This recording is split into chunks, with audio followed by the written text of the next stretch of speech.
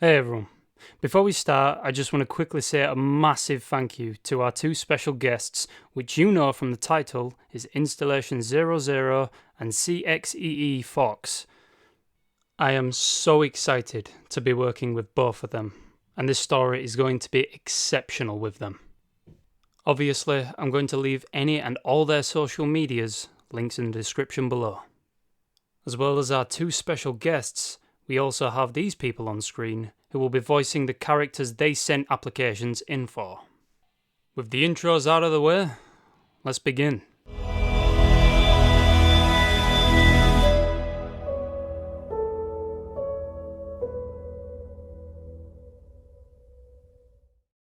I already know why you're here. Dr. Halsey looks towards the Master Chief. But why are you here?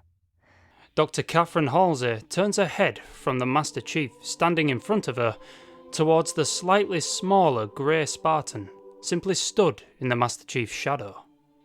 Almost as if trying to stay within the crowd of armoured soldiers, not wanting any attention.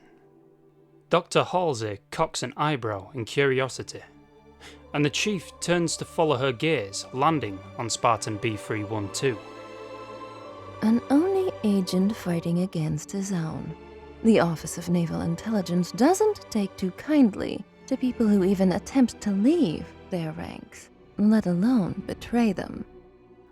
The Master Chief follows her dialogue and looks to his chest plate to see the ONI insignia imprinted on his grey armour, almost blended into the paintwork.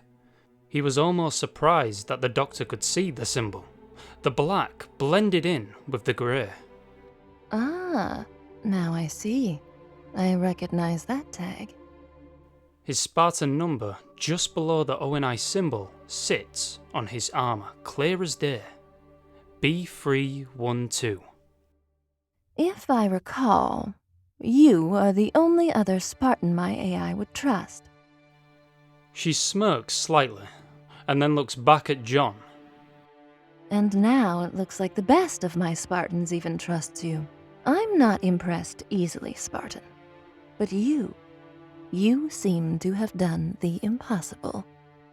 If it wasn't for him, we might not have been persuaded to coming here. Chief states. Six looks to Chief as if for acceptance. In respect and acknowledgement, Chief nods his head. Six looks back at Halsey. Ma'am, we need your help to put a stop to this mess. You may, Cortana, but it was the Chief and I that brought her this far. Spartan Palmer, escorted by Fred and Kelly on her left and right, walk over. She stands watching Six as he talks, as if trying to stare through his broken visor. One Spartan can't stop this. Neither can four. Not even 8, 9, or even 10 Spartans can put a stop to this. The Arbiter, with two of his most trusted guards, walk towards the cluster of Spartans and regroups behind the Master Chief. Six notices and then looks over to the elites. Six continues his speech. Not even humanity can stop her by ourselves. Just like the Covenant War. He looks down at the elites below the rocky ledge he stands upon. But together, we fight. He turns and looks towards Palmer. And together we can put a stop to this. He turns his head towards Buck and Locke, stuck within their armour restraints, only able to turn their heads slightly. And together we may fall. And then Six looks back at the Master Chief. But together, we will finish this fight. The Master Chief stares at the grey and damaged Spartan as Six moves towards him. Six seems to fiddle with a hard case attached to his left thigh and pulls out a small chain with two metal plates attached to it. Because Spartans never die. He hands the chain to John. He flips the dog tags around in his hand to see the name. A number and a name pressed into the steel of the tags read George S052. Spartan Palmer looks at the two Spartans with an almost new understanding in her eyes. She walks over to the chief. Linda keeps a sniper trained on her. She takes off her helmet and looks right at the chief's almost illuminated golden visor from Sanghelios' beautiful sunset. Together.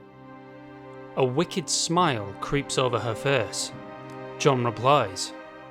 Together. A four-fingered hand lands onto John's shoulder from behind him. As an ally, as a friend, even as a brother, I will fight by your side as long as you're willing to fight by mine, Spartan.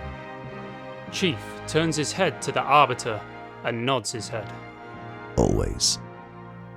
The whole of Blue Team and Osiris, as well as the Sangheli and Halsey, now stare at the Master Chief, as if looking up to a great legendary leader.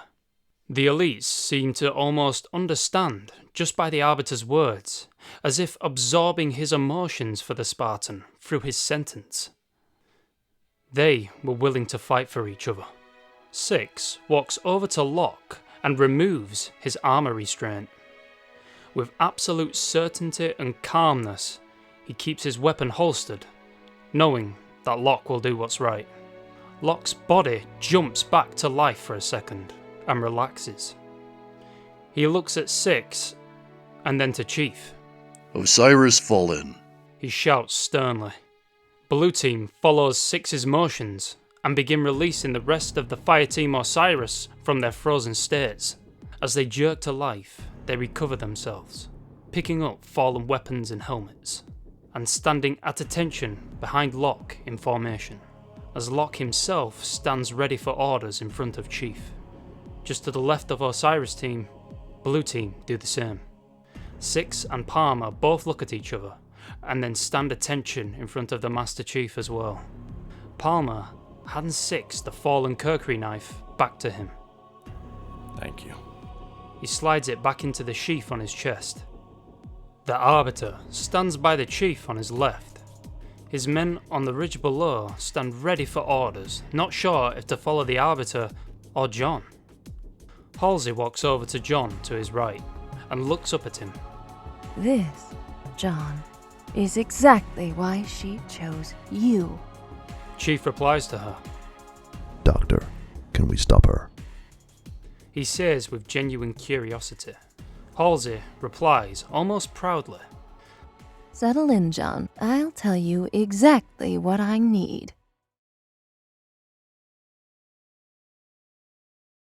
A campfire flickers in the center of all the Spartans and elites that gather around it.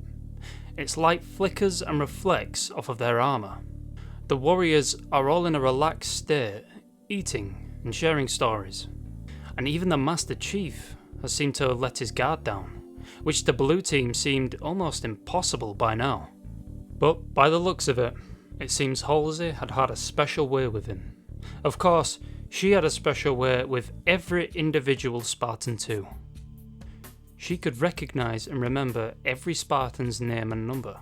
However, the names and numbers didn't have to be unsure for her to identify which Spartan stood in front of her. In fact, even though the Spartan 2s seemed more like unstoppable machines than humans, they all had their own little quirks, like the way they walked, or the way they would turn their head as they talked, or even how they would bow their head in respect to either her or High Command. She watched as Fred cut a strange lizard-like creature native to Sanghelios with his signature knife. She smiled slightly. She watched as Kelly passed food along to one of the elites that sat around with them, showing kindness to her allies. She watched how Linda seemed to almost examine her food, as if looking for the juiciest part of the creature. And then she looked at John, her most prized Spartan, leader of the Spartan 2s. And the Master Chief seemed to be conversing with the much larger elite around the camp, that wore magnificent golden armour. He looked happy, something she rarely saw within John. A grey-armoured Spartan sat not on a log, but on the ground by the cliffside.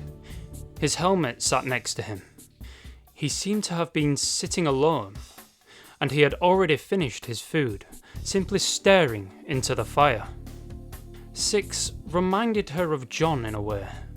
If he didn't have the Arbiter or Blue Team with him, she was sure that he would most likely be mimicking Noble Six's actions. They were somehow both so predictable to her. A hand lands on her shoulder from the Spartan sat on her left and knocks her out of her daydreaming. Dr. Halsey, your plans for tomorrow is going to require all your time and attention.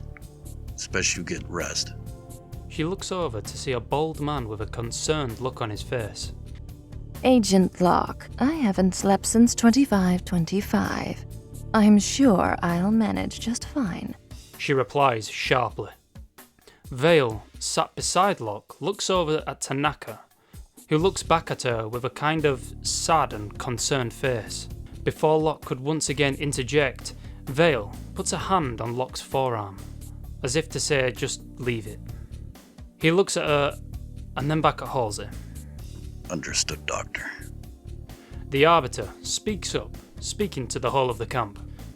Brothers and sisters, the sun falls past the horizon, and tomorrow we must be ready.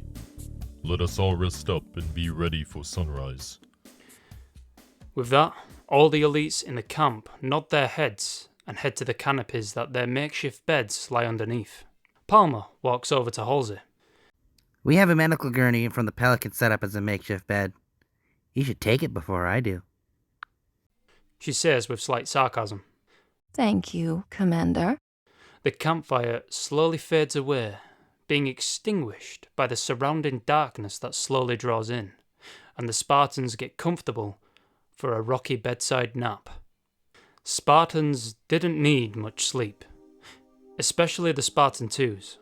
Due to their augmentations, they could run at peak efficiency for up to 48 hours on only 4 hours of sleep. Within a few hours, it wasn't long until a few Spartans were back awake and simply waiting for the rest to awaken. Unlike the Spartans, the elites needed sleep more regularly than them, and they slept, creating loud and strange snoring sounds. Their mandibles seemed to vibrate as some of them exhaled. On the cliff edge, Noble Six sits awake. He fiddles around with the kukri knife in his hands, expecting it for any damage on the titanium blade. His helmet sits on the floor next to him, and his legs dangle off of the cliff. Sanghelios' 2 moons reflect off of his broken visor. A shadow cast from the moonlight appears over Six's helmet, and a woman sits down next to him. He would have liked this planet. A weathered voice states. Six doesn't turn his head, but recognizes who had decided to accompany him, and continues staring at the beautiful night sky in front of him. I only wish you could have seen it. Six states, with pain protruding through his voice. Spartans never die, and George certainly didn't. She says with a somewhat decisiveness. Six looks at her. You know, I never liked the idea of a new batch of Spartans. But maybe I underestimated how well my own Spartans would make soldiers. She looks at Six. Kurt did a good job with you, Spartan. And if it were my choice, you'd have been an excellent Spartan too. Six seems taken aback by that sentence, and sheaths his kukri. Thank you, Doctor. He says with a newfound acceptance. Noble Six seemed to have thought that he had cheated death far too many times, and that maybe he should have fallen on Reach with the others. But now, he had found a new purpose in life. 7 hours pass, and the Spartans are all up and ready, going through the plan that they all decided on. Wait a minute, hold on, the device does what again?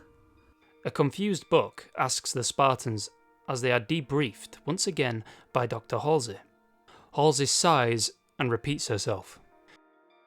The VOG is an experimental transmitter that I created using old Foreigner technology found below Reach's surface. She pauses for a second and looks over at Buck as she continues her summary of the device.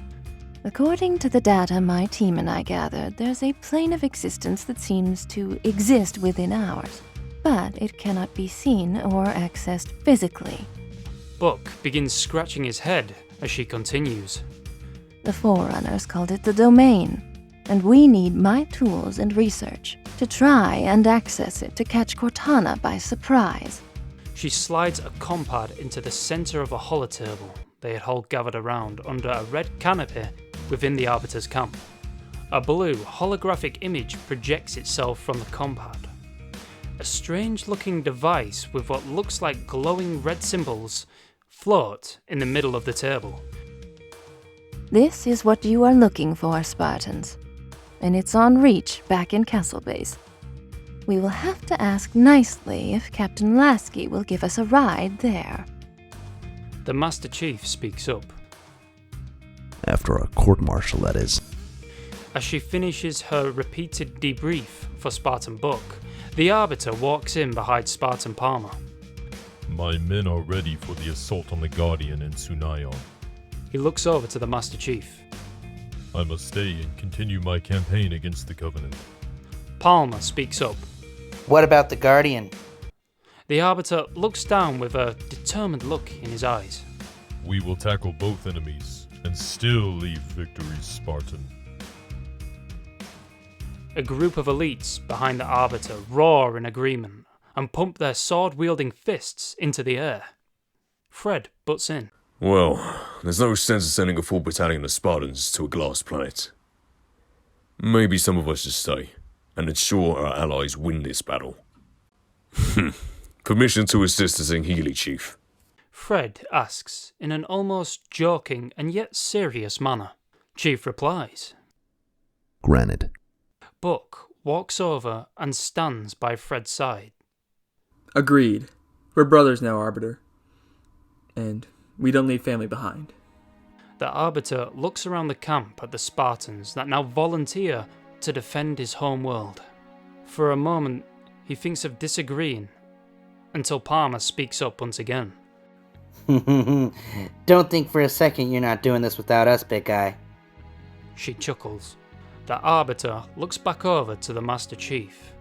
The Chief simply nods his head back in acceptance. He bows his long head down. Thank you, Spartans. Your choices will be remembered. The Arbiter walks back towards his men, out of the canopy. Fred simply puts a hand on John's shoulder as he walks past and out from under the large red cloth, following the Arbiter along with the rest of Blue Team. Locke motions for Osiris to do the same, and Buck leads Vale and Tanaka out. Just as Locke is about to follow after them, a green armoured hand lands on his shoulder. We still need a team. Can I count on you? He asks subtly, stating that he would like Spartan Locke to accompany him, Cxee, and Halsey to Reach. Locke slips his helmet on from under his arm. The blue visor has an luminous glow. Always, sir. Cxee and Halsey stand in the background as Locke and the Master Chief agree to help each other. Halsey tries to resist the urge of smiling as the two Spartans become allies. Reaper 1, was it? She quizzes the Spartan 3 stood next to her. Just call me Six, Doctor. He states in a matter-of-fact tone.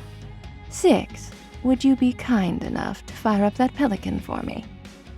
She asks politely. Cxee pumps his helmet onto his head. Yes, ma'am. He turns and walks towards the pelican. Halsey, Chief, and Locke follow. As the pelican begins its takeoff and Halsey straps into the co-pilot seat within the cockpit, Chief and Locke both stand at the edge of the pelican's passenger bay. They look down at their teams as they fly over the camp. A huge UNSC ship awaits in the sky for them.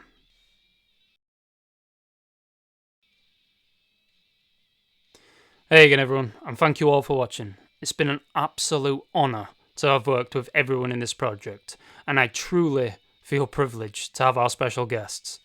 If you want to see more videos like this, then like, subscribe, and all that other good stuff. If you think you can do better than the voice actors in today's video, then join my Discord and ask for a position in my next video. I also want to make a quick thank you to my Patreons. You people are the kind that motivate me to make more great videos. And those Patreons are Corporal Hot Pockets and Liam Roberts. Your patronage is greatly appreciated. So thank you. That's it for today, everyone, and I love you all. Peace.